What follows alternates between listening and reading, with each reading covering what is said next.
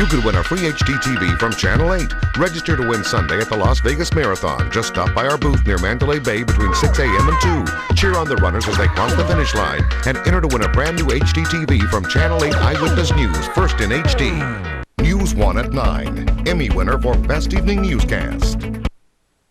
New developments today in the attempt to block a smoking ban in Nevada. We'll have the latest on the lawsuit against Question 5. Plus, it's not enough to tell me that you just gave my baby a lethal dose of zinc.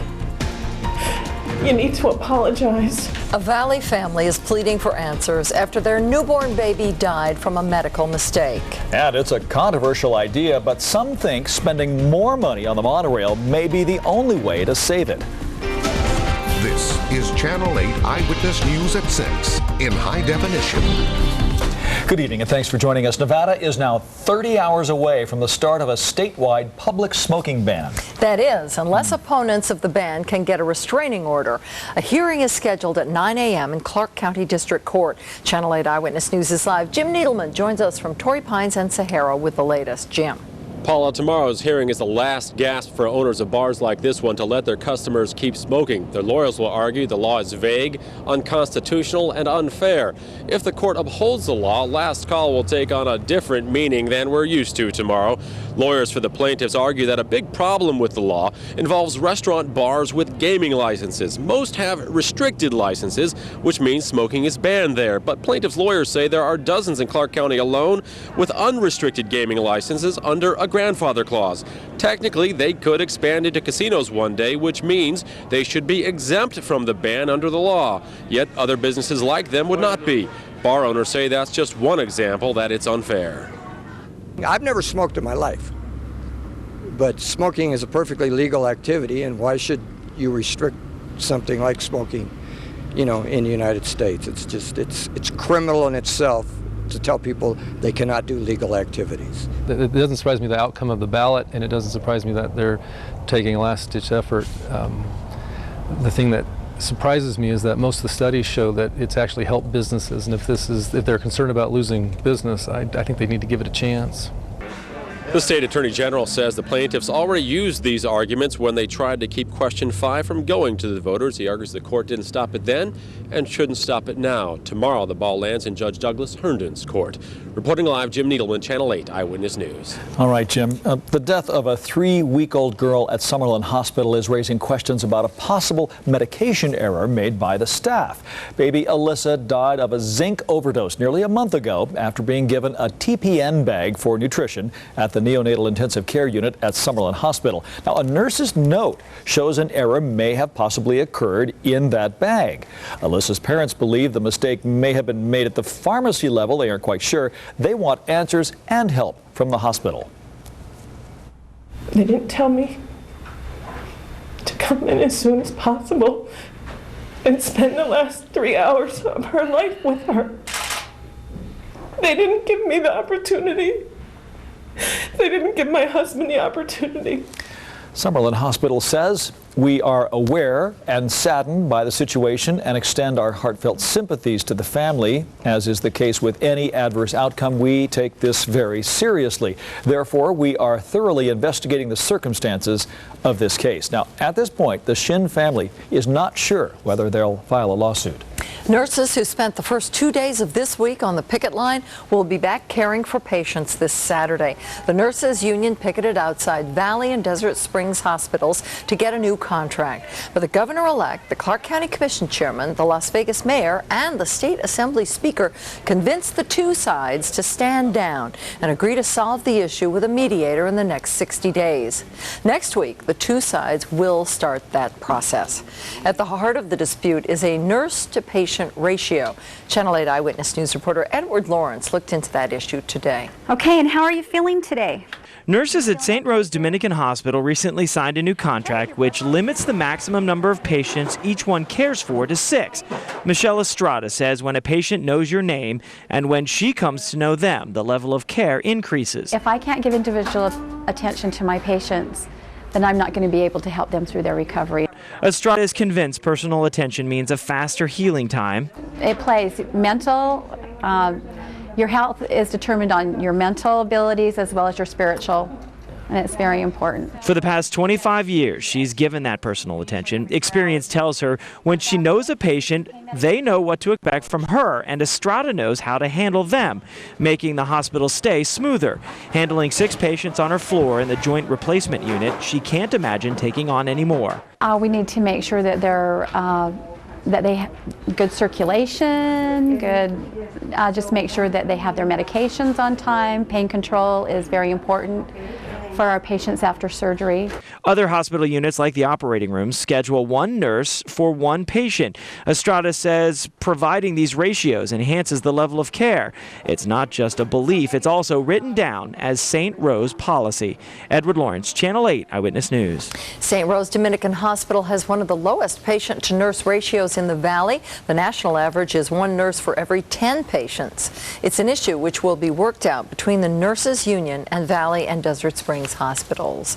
The man accused of killing his wife, State Controller Kathy Augustine, is due in court tomorrow morning. At the hearing, a judge will determine if there is enough evidence to send Chaz Higgs to trial. He's accused of killing Augustine by injecting her with a paralytic drug.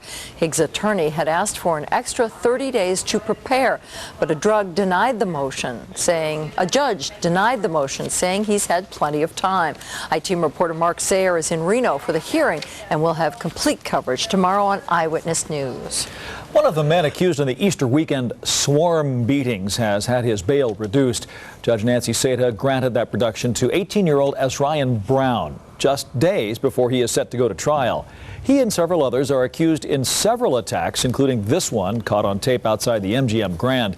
Seda said her decision was based on the fact that Brown has no prior criminal record and that one of the felony counts against him had been reduced to a misdemeanor. His trial is expected to start Monday. And the man accused of bringing a loaded gun onto a school campus last month was arraigned today. Raymond Jatt pleaded guilty to a felony charge of carrying a concealed firearm or other deadly weapon. Police said he had the gun with him when he went to Greenspun Junior High School with a friend picking up her child. Jatt was arrested after a short scuffle with police. He is scheduled to be sentenced February 1st. We've learned the name of the construction worker who died at the site of the Trump Tower. 39-year-old Isidro Pelayo died yesterday when he fell 5 stories.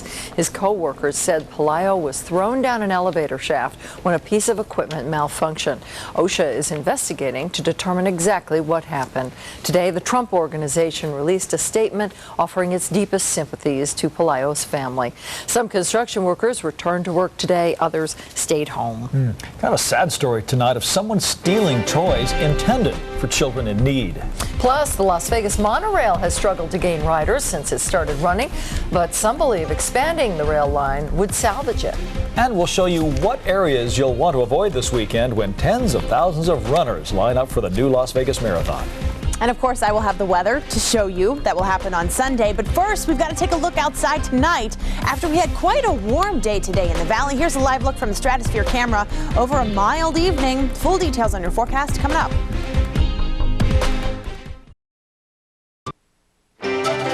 This is Channel 8 Eyewitness News at 6 in high definition. Well, the troubled Las Vegas monorail got a boost today from the Clark County Commission. Now the owners can move forward with a plan that would extend the rail to the airport, UNLV, and the west side of the Strip. Eyewitness News reporter Kai Plaskon has that story. It's just really convenient to get from our hotel. Riders like Carla Ramsey and her friends are saving money. It's very expensive to take a cab, especially on the Strip, because they stop so much. It saved us a lot of money compared to taxi rides because we stayed on one end of the Strip and we travel back and forth every day, several times a day. The only problem is that there aren't enough of these happy riders, so today the company got approval to expand to the airport. I think an expansion is definitely called for. The monorail from the airport to the Strip would be perfect, and I'm sure a bunch of people would use it. It'd be very convenient for everyone. The operators of Star, Yellow, and Checker cabs think it's a terrible idea. Monorail rider Doug Bradley thinks he knows why cabs oppose the plan. I think it would hurt their business. Now they have an exclusive at the airport, basically. But Bill Schranko says the monorail hasn't hurt their business yet and probably won't in the future either. He has another reason for opposing the expansion. Why would you be going bankrupt and want to expand? I mean, that's nonsense. Absolute nonsense. Think of it. The monorail isn't making enough money to pay its debt and has only enough reserves to last 3 more years. Despite the financial woes of the company, the county commission gave them the green light. Monorail officials said that by going to the airport, they can get millions of riders in a smaller area than possibly anywhere else in the world. KLAS, Channel 8 Eyewitness News. And monorail officials hope to start construction in early 2008 and have that new line completed by 2010.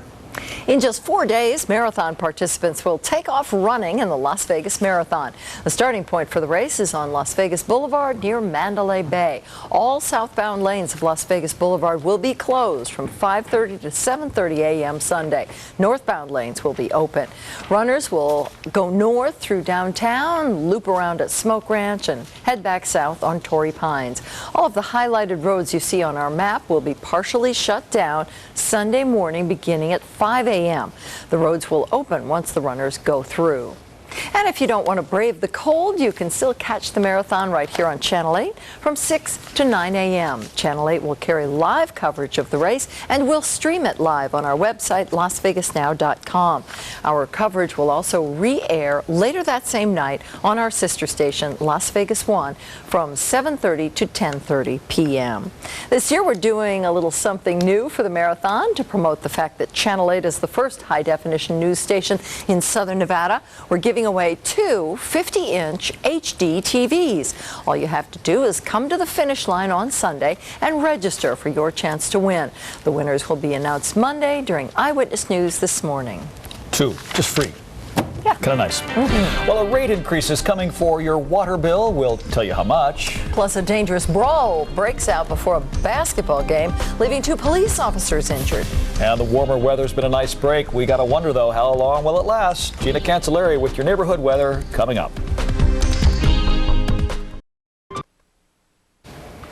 Customers of the Las Vegas Valley Water District will soon start getting higher bills. Clark County Commissioners approved a rate hike that will increase the average bill by $1.85 a month. The Water District is hoping the increase will encourage customers to conserve. Planned Parenthood clinics across the nation and right here in Clark County handed out free emergency birth control today. Clinics handed out Plan B, which is a high dose of the birth control pill that can be taken up to 120 hours after unprotected sex. Today's free EC event, as it was called, was held to raise awareness about the choices that are available to prevent unintended pregnancies and promote sexual health. UNLV engineering students presented their senior projects to a panel of judges today. Dozens of booths were set up in the engineering building to kick off the 2006 senior design competition. All of the gadgets were created and tested by the students. Participant Chris Stevenson and his group designed a motorized jack that can lift a vehicle as heavy as a truck or an SUV in 20 to 40 seconds. Stevenson says he has enjoyed watching his idea develop. The actual fabrication and the assembly, putting together everything on paper and making it a 3D physical working entity, that was our probably favorite part. The winner will be notified by noon tomorrow. A rising country music star gave a special holiday performance today. Ho, jingle bells, jingle all the way. Sonny Burgess went room to room visiting the patients at Sunrise Children's Hospital. He also delivered gifts and autographed photos. Burgess says he is happy to take the time to make special visits like this, especially for children. Oh man, you know, kids, that's what the holiday season is really all about. It's about the kids. So, you know, if you can get to come see them, put a little smile on their face, you know, or something, or even mom and dad, you know, give them a break for a minute and sing a song. It's always special. It's very special to me.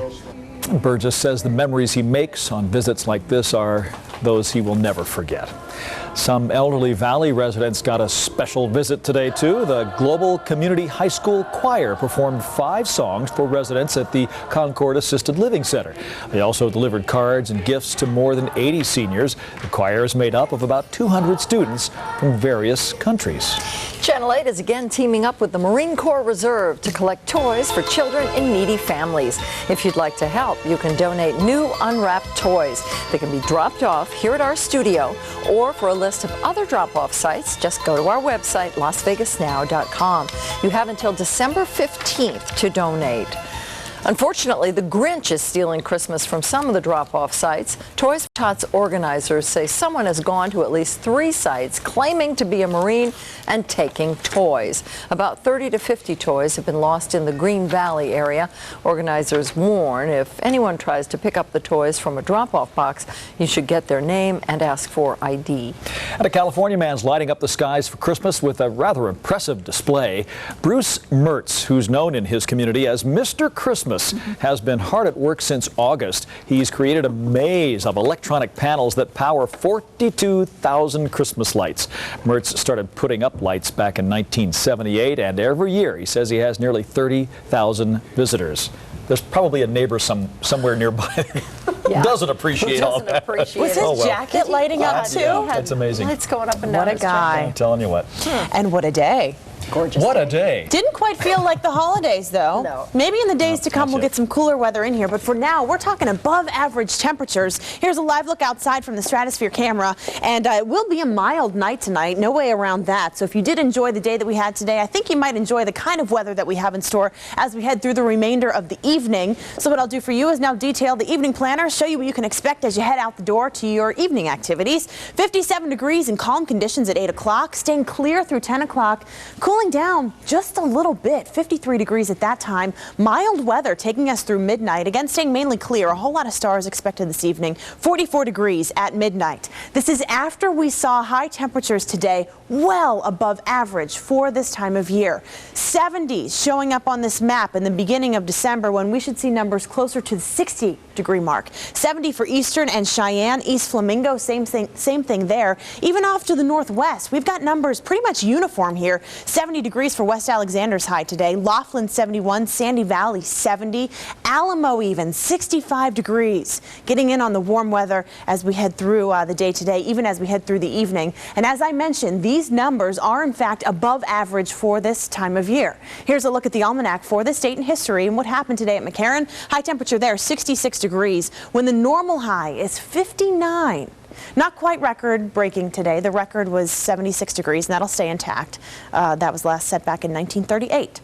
This is all thanks to an area of high pressure that is in place now, giving us sunny conditions, giving us dry weather, and sort of protecting us from any kind of weather system that can move in place. Here it is. It's not going anywhere as we head through the next couple of days. But off to our north and off to our west, there are a couple weather systems that are developing that will change our weather as we head into the weekend, but it's not going to change our weather as we head through the night tonight. Here's a look at the futurecast. Staying clear, staying mild, staying calm. So what that may mean for you, sneezing, allergies because dust is hanging around, not only as we head through the night tonight, but also as we head through tomorrow. Mild weather, low temperature Henderson, 40 degrees. Then as we head through the day tomorrow, expect to see a lot of sunshine once again. A day very similar to what we had today, maybe just a few degrees warmer.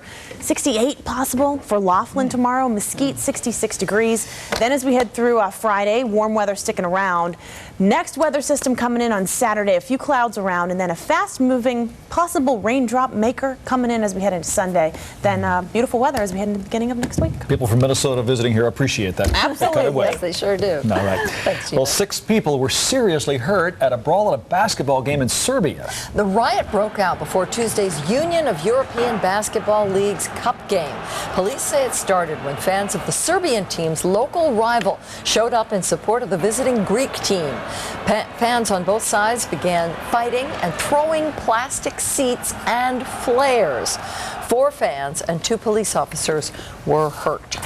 Take their basketball seriously. Very seriously, apparently. That Pacers-Pistons riot from 2 years ago. There you go. Tame. Yeah, exactly. That's unfortunate. What you got, Michael? All right, coming up next, the Heisman Trophy finalists are now ticketed for New York City. We'll tell you who's going to the Big Apple. And it wasn't pretty last night in Hawaii, but in the end, that doesn't really matter. Channel 8 Eyewitness News, back after this.